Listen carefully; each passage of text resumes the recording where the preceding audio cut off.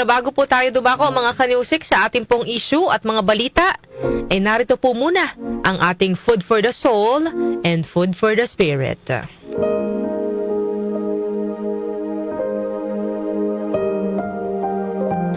Noong unang bahagi ng 1900s, sa maliit na nayon sa Croatia, isang batang sakristan na nagngangalang Joseph Broz Tito ang nagsisilbi sa pari tuwing misa. Habang hawak niya po ang sisidla ng alak, ay aksidente itong nahulog at nabasag. Agad siyang sinampal ng pari sa pisngi at mariing sinabihan, "Umalis ka sa altar at huwag ka nang babalik." Labis po na nasaktan, umalis si Joseph sa simbahan at pagsapit ng ikanyang 18 taong gulang, sumali siya sa bagong tatag na Croatian Social Democratic Party.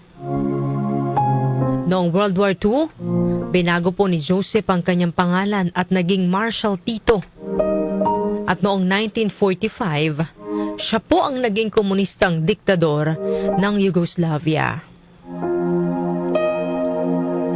May isa pang batang sakristan noong unang bahagi ng 1900s na nagngangalan namang John Fulton Sheen, na lumaki po sa El Paso, Illinois. Nagsisilbi rin siya sa misa nang minsang mahulog mula sa kanyang kamay ang sisidlan ng alak habang komunyon. Ngunit sa halip na pagalitan, kumiti ang obispo at marahang bumulong. Balang araw, magiging pari ka. Tinanggap ni John ang aral ng pagpapatawad at pag-asa. Makalipas ang ilang taon, hindi lamang siya naging pari.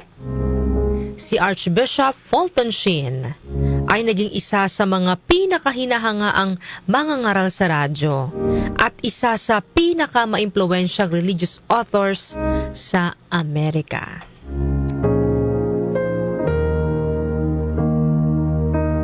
Ano po ang aral na nais pong iparating sa atin ito mga kanyusik? Bawat salita na binibitawan po natin ay may kapangyarihang magpagaan o magpabigat ng damdamin ng isang tao.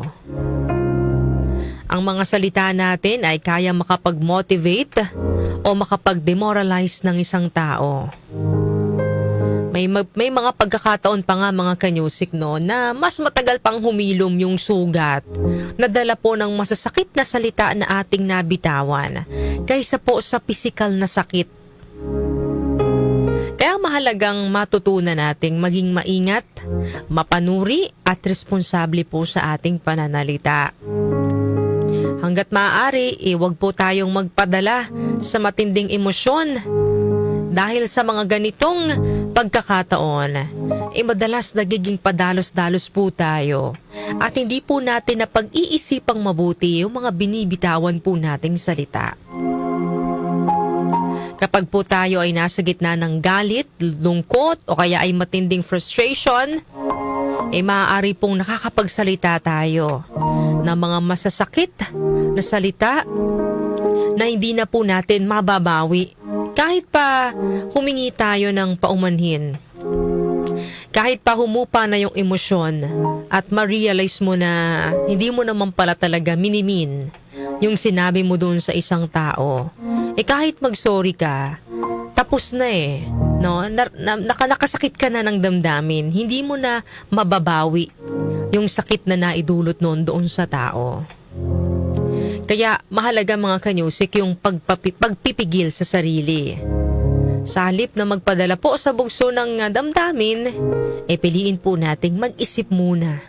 At syempre manalangin mga kanyusik na tayo ay hindi magpadala sa atin pong nararamdaman, na tayo ay wag maging padalos-dalos, na yung lalabas lang po sa ating mga bibig, yung hindi po makakasakit sa ating kapwa.